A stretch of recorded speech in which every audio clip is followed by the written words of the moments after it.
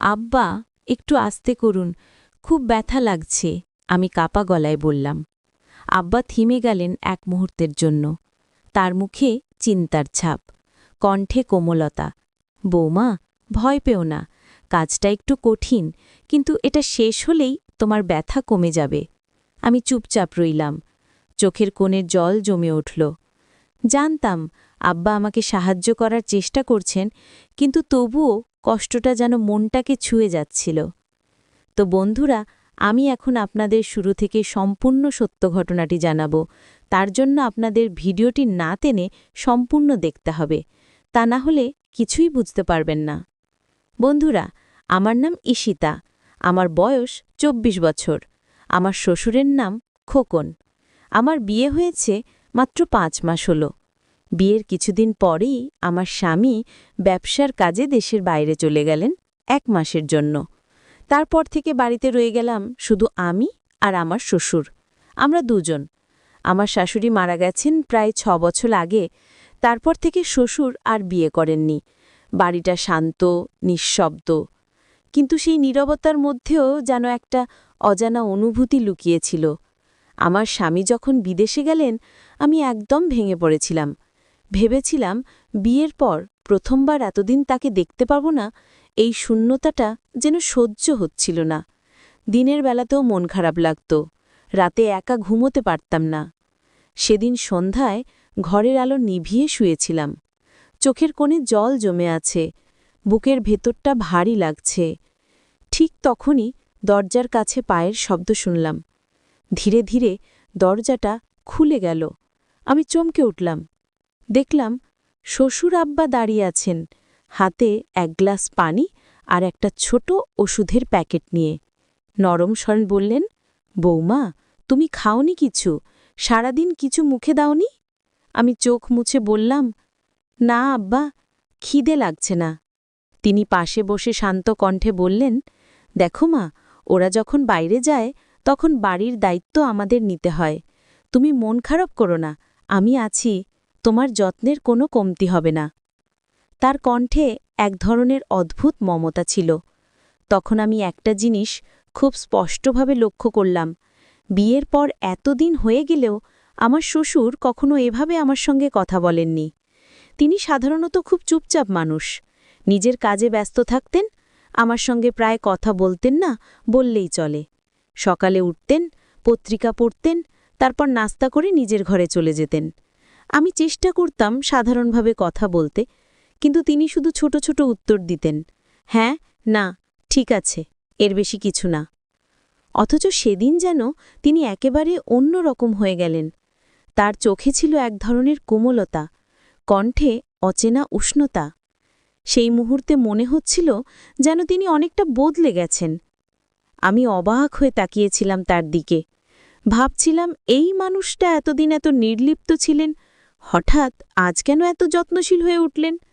তার কথাগুলো শুনে ভালো লাগছিল, কিন্তু মনটা অদ্ভুত এক অস্থিরতায় ভরে যাচ্ছিল, যেন কোনো অজানা কিছু ঘটতে যাচ্ছি, যার আভাস তখনই টের পাচ্ছিলাম, কিন্তু ঠিক বোঝার মতো করে ধরতে পারছিলাম না। বাড়ির নীরব পরিবেশের ভেতর যেন এক অদ্ভুত নিঃশব্দ চাপা উত্তেজনা ঘুরপাক খাচ্ছিল। ওই রাতের পর থেকে সবকিছু যেন ধীরে ধীরে বদলে যেতে লাগল।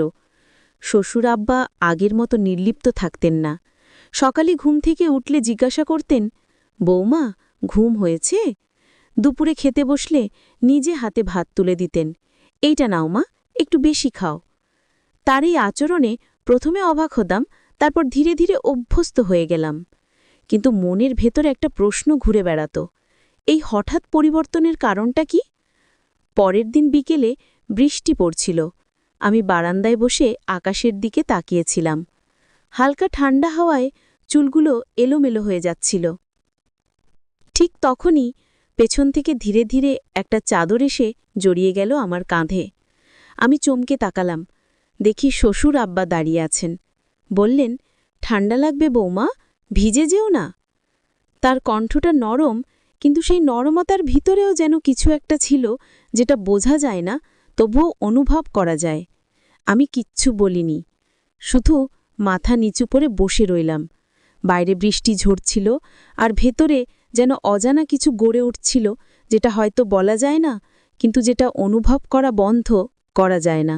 সেই দিনটার পর থেকে শ্বশুর আব্বার আচরণ আরও অদ্ভুত হতে লাগল।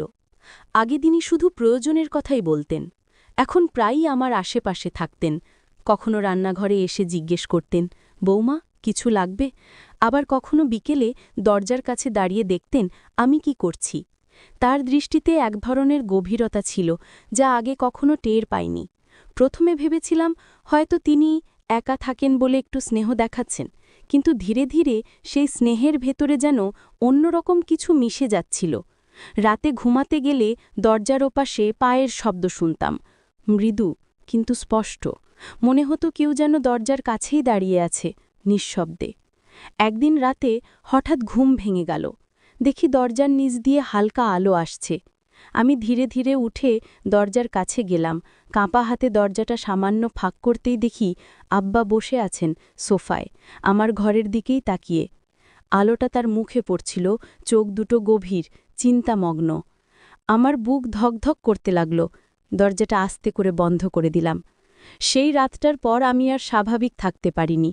সব কিছুতেই যেন রহস্য, অজানা এক অস্বস্তি। মনে হচ্ছিল এই বাড়ির নীরবতার মধ্যে কিছু একটা ঘটছে, যা আমি দেখতে পাচ্ছি না, কিন্তু টের পাচ্ছি প্রতি মুহূর্তে।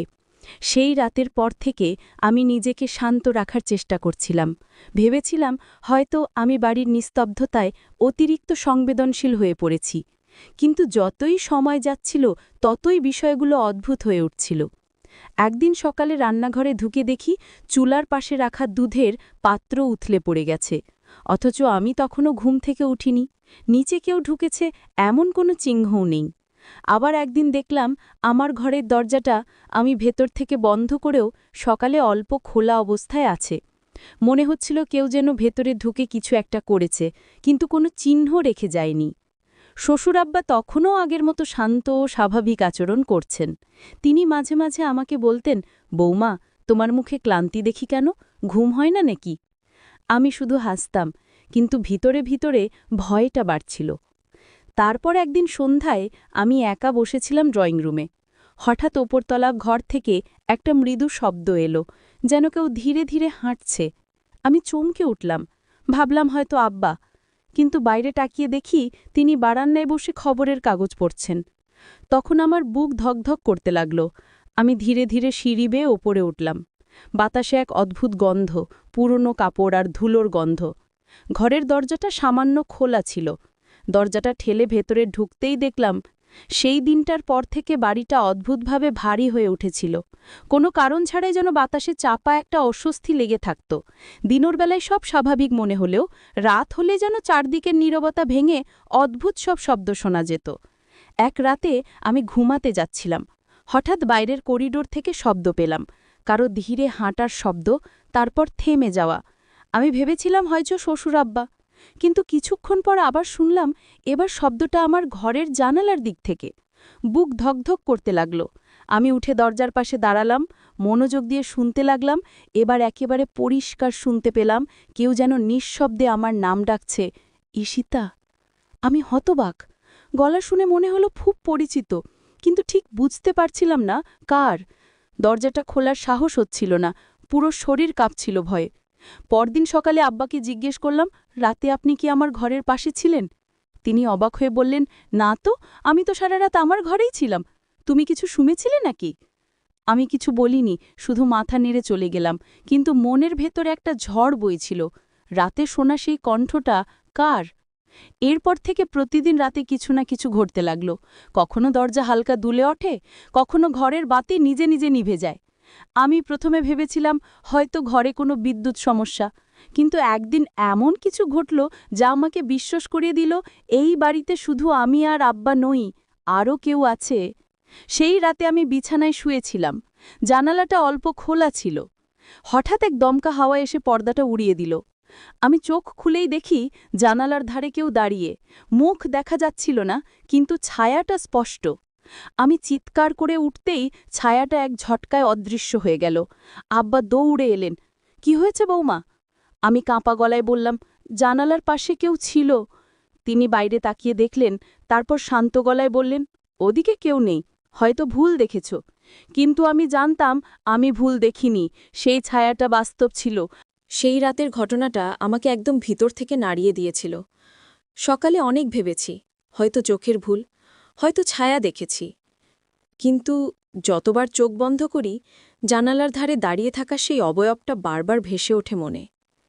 তার পরের দিন থেকে আমি আমার শ্বশুরের দিকে একটু অন্যভাবে তাকাতে শুরু করলাম।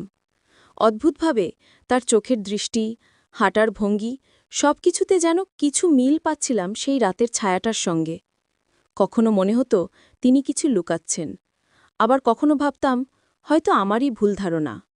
একদিন বিকেলে আব্বা বারান্দায় বসে চা খাচ্ছিলেন। আমি রান্নাঘর থেকে বেরিয়ে দেখলাম বাতাসে হালকা আলো পড়েছে। তার মুখটা অদ্ভুত লাগছে। সেই মুহূর্তে মনে হল এই মুখটাই তো আমি দেখেছিলাম জানালার পাশে। আমার বুকটা কেঁপে উঠল। আমি কিছু না বলে ভেতরে চলে এলাম, কিন্তু মন শান্ত হচ্ছিল না। রাতে আবার হালকা শব্দ হল, একইভাবে, ধীরে ধীরে, ঠিক জানালার দিক থেকে। আমি চাদর মুড়ি দিয়ে শুয়ে রইলাম, সাহস হচ্ছিল না তাকাতে।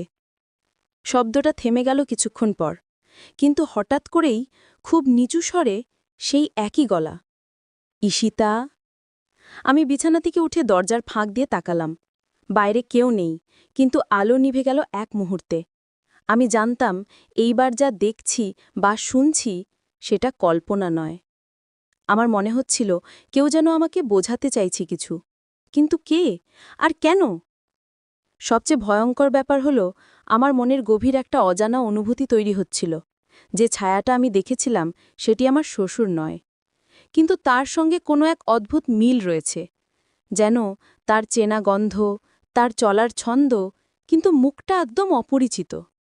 সেই মুহূর্তে আমি বুঝে গেলাম এই বাড়ির ভেতর কিছু একটা লুকিয়ে আছে, যা আব্বার সঙ্গে কোনোভাবে জড়িত। কিন্তু কিভাবে, সেটা আমি তখনও জানতাম না। সেই রাত্রার পর থেকে আমি আর শান্তিতে থাকতে পারছিলাম না। ঘরের প্রতিটি কোণ, প্রতিটি শব্দ যেন আমার ভেতরের ভয়টাকে নাড়া দিচ্ছিল। আব্বা আগের মতোই শান্তস্বরে কথা বলতেন, কিন্তু তার চোখে যেন অন্য কিছু ছিল, অচেনা, গভীর আর ভয়ানকভাবেই চেনা। একদিন সকালে আমি রান্নাঘরে ছিলাম। তিনি এসে পেছন থেকে বললেন, বৌমা, আমি তোমার জন্য চা বানিয়ে এনেছি। আমি চমকে তাকালাম। বললাম, আব্বা, আপনি তো কখনো চা বানান না। তিনি মৃদু হেসে বললেন, আজ মন চাইল। চায়ের কাপটা হাতে নিতেই আমার বুকের ভেতর একটা কাঁপুনি উঠল। তার কণ্ঠে, তার হাসিতে অদ্ভুত এক মিল ছিল। তো বন্ধুরা, এই গল্পটি কিন্তু এখানেই শেষ নয়। এই গল্পটির দ্বিতীয় পর্ব রয়েছে। যদি আপনারা দ্বিতীয় পর্ব পেতে চান, তাহলে অবশ্যই এই চ্যানেলটি সাবস্ক্রাইব করে পাশে থাকা অল নোটিফিকেশন অন করে রাখবেন।